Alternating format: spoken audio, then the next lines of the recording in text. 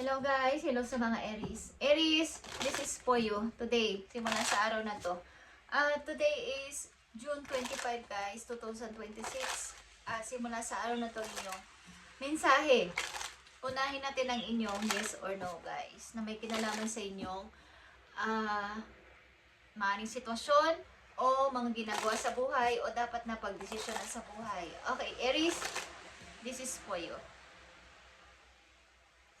June 25, 2026 sa mga Aries. No, ang sagot sa inyo guys, image distort. Trust is observed. Trust is obscure. Okay, sorry. Okay. Sa mga nakikita nyo, dapat kayong maniwala guys. Okay? May kinalaman to sa inyong refleksyon. Yung mga nakikita nyo na parang sasabihin nyo na hindi yan totoo. Yung mga nauobserbahan nyo sa paligid is dapat kayong maniwala sa inyong instinct. Okay, sa mga Aries na nandito sa message, maaaring may mga napapanaginipan kayo minsan at hindi kayo, kumbaga ito ay parang hindi naman dati nangyayari sa inyo or palagi yung napapanaginipan ng isang bagay o isang tao o ang isang pangyayari is maniwala kayo at inyong obserbahan guys, okay? May kinalaman to sa inyong pang-araw-araw na buhay o sa inyong sitwasyon. Sa mga Aries, maniwala kayo sa inyong instinct. Okay, tingnan natin ito yan. Tingnan natin ang inyong message today, June 25, 2026 sa mga Aries. Message sa inyo guys today. Two of Wands, ito ay two path ng buhay. Two direction guys, two direction.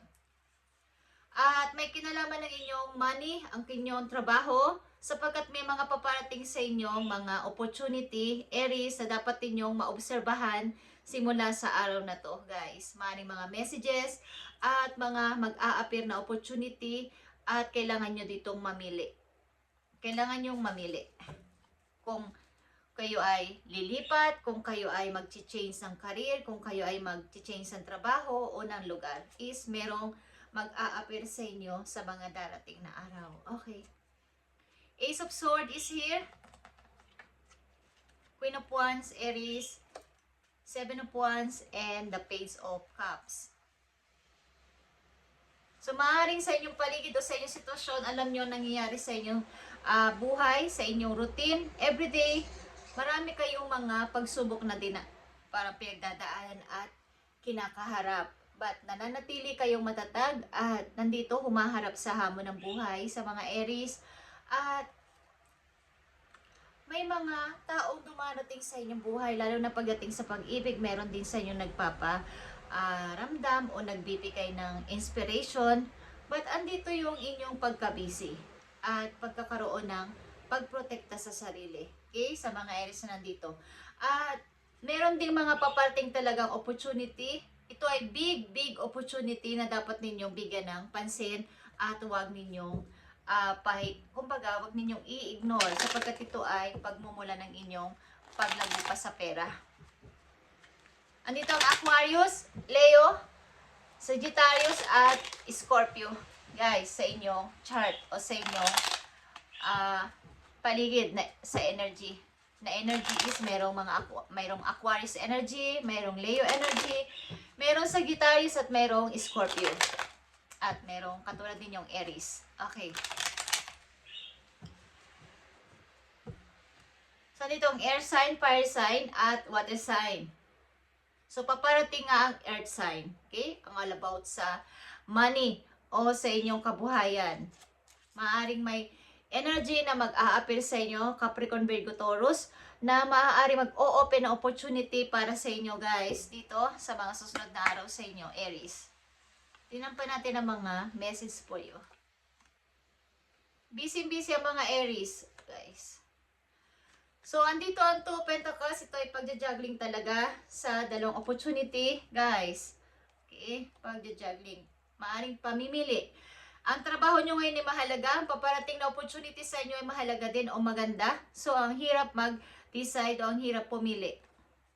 Aries, 4 of Wands celebration is maaaring mangyari sa inyo at may mga usapin kayo sa family, something, at maaaring may mga, kumbaga may mga tao kayong pwede ditong hindi na i-connect sa inyong buhay sa kasalukuyan, maaaring pinutol nyo ang connection nyo sa kanila. At bakit? Okay, at bakit pinutol nyo ang inyong connection sa kanila? May mga tao kayong tinanggal sa inyong buhay na maaaring nagdadala sa inyo ng problema.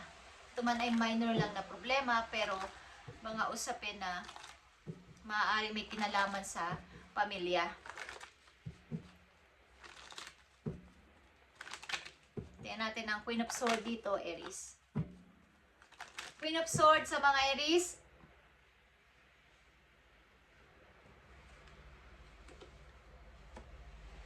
Page of Cups. The World. And the King of Cups. Okay, guys. Nandito ang Scorpio and nandito din ang Taurus, nandito din ang Leo, Sagittarius at Libra. Okay? So, maaaring may mga gagawin kayo sa buhay na kailangan putulin o ang connection sa isang tao o sa mga tao na to para mawala ang delay sa inyong mga papangarapin pa o mga gagawin pa. Mayroon pa kayong mga gusto pang i-start o restart. At this time, kailangan nyo maging practical at walang hadlang. Hindi hahaluan ng emosyon. Sapagkat ang desisyon na to ay may kinalaman sa inyong mga pasisimulan pa sa buhay. Maaring mga bago pang i-start, pag-aaral ulit, pag-training ulit, o something na mga bago pang mga pagkakaabalahan na may kinalaman sa inyong pangkabuhayan. Okay, so meron kayong mga taong hindi na pinapansin o may mga tao kayong tinanggal sa buhay nyo pansamantala para itong inyong pangarap na to ay mabigyan ninyo ng pansin sa ngayon o mabigyan nyo ng halaga sa ngayon. Okay, Aries? At maaaring sa kabila ng inyong kabisihan is mayroong mga nagpaparamdam sa inyo ng pag-ibig, may nagme-message sa inyo ng pag-ibig, but hanggang doon lang yon sa inyo. Okay?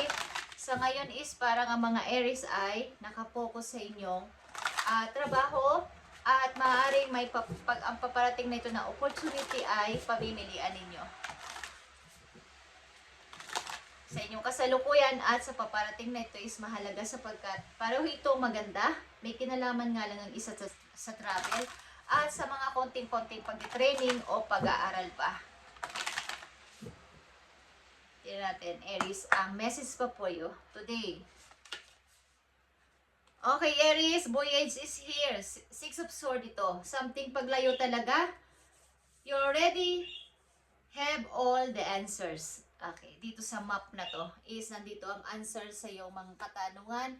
Something ito ay changes talaga, pagbabago, big changes sa buhay mo na kailangan mo lumayo muna para matupad ang pangarap na to sa inyong kasalukuyan. Guys, maaaring may mga plano kayo na kailangan nyo nang mapag-isa muna, may mga tanggalin na tao muna, iwasan mo na maging emotional this time para sa pangarap na to. Okay, Aries? At makinig kayo sa inyong instinct. Simulan sa araw na to, mag-trust kayo sa mga nakikita nyo at mga napapanaginipan nyo. Mag-observe kayo. Guys, okay?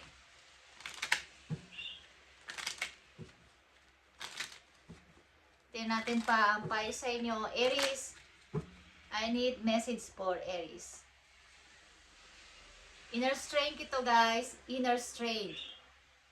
You may be facing a challenge you feel less than prepared for.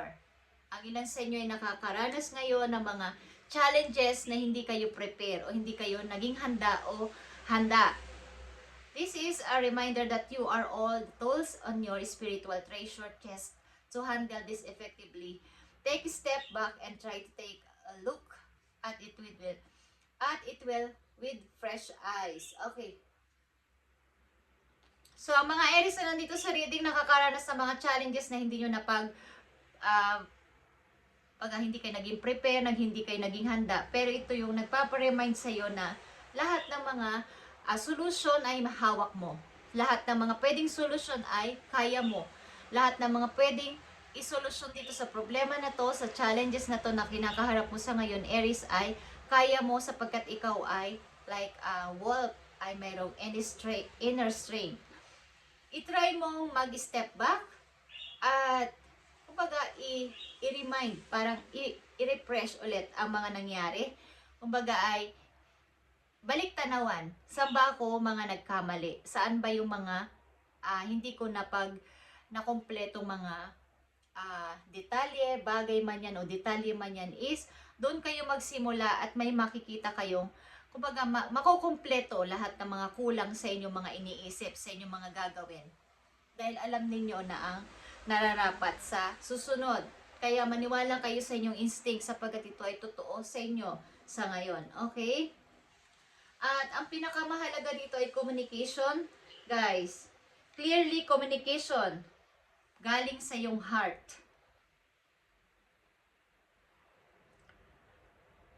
Lalo na sa inyong mga loved ones na kasama nyo sa ngayon, guys. Okay, is clearly communication. It is important to speak your truth with emotion, vulnerability, and power. Aries. May kinalaman din to sa inyong mga kasamang loved ones sa inyong kasalukuyan sa ngayon. Ang clear communication at magsalita at magsabi ng totoo galing sa puso sa mga pakikipag-usap sa kanila sa inyong kasama sa bahay, sa buhay. Okay. Uy. Inner strength, inner growth is here, nagpapakita sa inyo. At ito ay may kinalaman sa inyong ang ilan sa inyo ay nag-restart sa buhay. So, kailangan ninyo ng mga support galing sa inyong mga loved ones. Guys, okay. Ang ilang Aries na nandito kasi ay may practical na kaisipan sa ngayon. Parang hindi sila gumagamit ng emosyon muna sapagkat may mga napagtanto sila sa kanilang buhay na may mga tao talaga na hindi na kailangang isama sa inyong journey sa buhay sapagkat sila ay nakakaabala. Baga, may mga naudot kasi kayo mga pangarap dati dahil sa ginamitan ninyo ito ng emosyon at kawalan ng maayos sa pagpili sa mga opportunity dahil sa inyong mga lingkod sa kanila o pagpansin sa kanila. Pero this time, maring kayo ay natuto sa nakaraan. Andito ang prayer. Strategic is prayer. Ang strategic dito ay more prayer pa. Aries. At andito ang security. Family ito. Maring ikaw ay may maayos na pamilya sa ngayon at secured ka sa kanila, sa kanilang presensya. Okay, Aries, at isa pa. Andito ang travel, experience new things. Okay, Aries, kayo ay nakatakdang mag-travel at may experience yung mga bagay pa na mga bago na gusto nyo pang malaman pa. Okay? Maaring may mga, ang ilan sa inyo dito ay gusto pang may malaman pa. Kaya dito din ang the word is 101% kayo ay nakatakdang mag-travel dito. At maaring itong pamimilian nyo na to ay may potential na may alok ng travel, Aries. At ito ay big opportunity.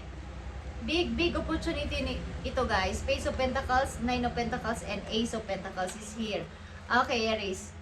Thank you, Aries, and God bless sa inyo lahat, guys. At maniwala sa inyong instinct, maniwala sa inyong nararamdaman, at maaaring may mga bago pa kayo mga iniisip pa sa ngayon at ang pipiliin nyo dito ay paglayo muna para hindi na madelay pa ang inyong mga plano sa buhay dahil maraming mga drama sa paligid, maraming mga delays na nangyayari kapag sila ay kasama ninyo. Pagkasama nyo mga tao na to, maraming delays o mga aantala na inyong mga plano, guys. Okay? Thank you, Aries, and God bless sa inyo lahat, guys.